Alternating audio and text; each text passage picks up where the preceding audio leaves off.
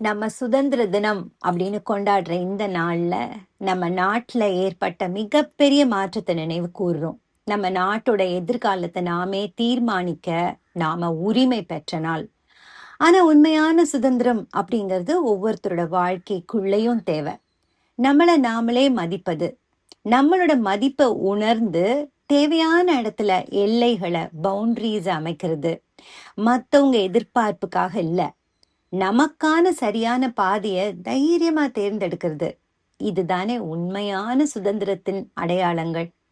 நம்மள மரியாதையோடையும் தைரியத்தோடையும் நடத்த தொடங்கும் போதுதான் உலகமும் நம்மை அப்படி நடத்த வேண்டும் அப்படிங்கறத கற்றுக்கொள்ளும்.